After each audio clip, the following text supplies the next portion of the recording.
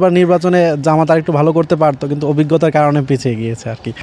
ধরেন এই তরুণ প্রজন্মের একজন ভোটার হিসেবে আমাদের মধ্যে একটা হতাশা ছিল, কেননা আমরা দীর্ঘদিন ধরে ভোট দিতে পারিনি।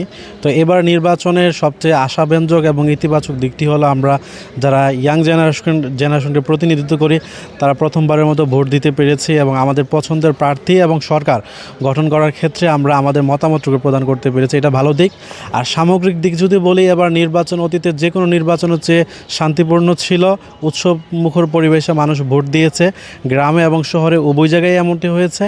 এবং মানুষের যে ভোট যে মানুষের একটা মৌলিক অধিকার, এবং এই অধিকার যে আসলে প্রয়োগ করার একটা ব্যাপার আছে, মানুষের এই দিকটি উপলব্ধি করতে পেরেছে এবং সেদিক থেকে এবার মানুষ শতভাগ তাদের যে আস্থা এবং তাদের যে ভোটাধিকার সেটি প্রয়োগ করে। না, এটা আমাদের অভিজ্ঞতা বলে, অন্যান্য নির্বাচনের যেটুকু তথ্য উপাত্ত আমরা দেখেছি তার আলোকে বাংলাদেশের বাস্তবতা এবার নির্বাচনটা এখন পর্যন্ত আমার দৃষ্টিতে সবচেয়ে সুন্দর এবং সকল প্রশ্নের ঊর্ধ্বে গিয়ে একটি নির্বাচন হয়েছে।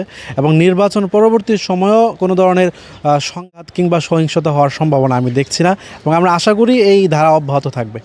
আইন শৃঙ্খলা বাহিনী, বিশেষ করে সেনাবাহিনীর উপস্থিতি আবার নির্বাচনকে অনেক বেশি শান্তিপ্রিয় করেছে। এছাড়া আমাদের পুলিশ বাহিনী কিংবা বিডিআর যারা ছিলেন প্রত্যেকে আমাদের এই নির্বাচনে খুব তাদের যার যার যে দায়িত্ব সে দায়িত্বটি সুন্দরভাবে পালন করেছে।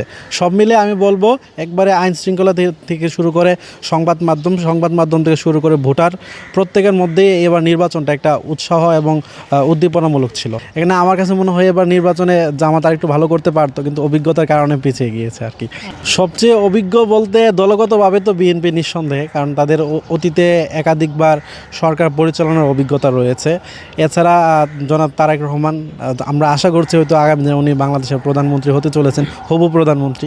ফলে ওনার জায়গা থেকেও দীর্ঘদিন যাবৎ উনি নির্বাসিত জীবনযাপন করেছেন, লড়াই সংগ্রামটা দেখেছেন, দলকে অর্গানাইজ করেছেন। ওনার দল 17 বছর যাবৎ ক্ষমতার বাইরে, এবং গুম খুন থেকে শুরু করে এমন কোনো নির্যাতন নাই সহ্য করেননি। পাশাপাশি জামাতে ইসলামের নেতৃত্বে ওনারাও কিন্তু দীর্ঘদিন নানান ধরনের কষ্টের মধ্য দিয়ে গিয়েছেন, অত্যাচার নির্যাতন তাদের উপর চলেছে। সব মিলে ওনাদের যে এই যে অভিজ্ঞতাগুলো, এই অভিজ্ঞতাগুলো কাজে লেগেছে এবার নির্বাচনে।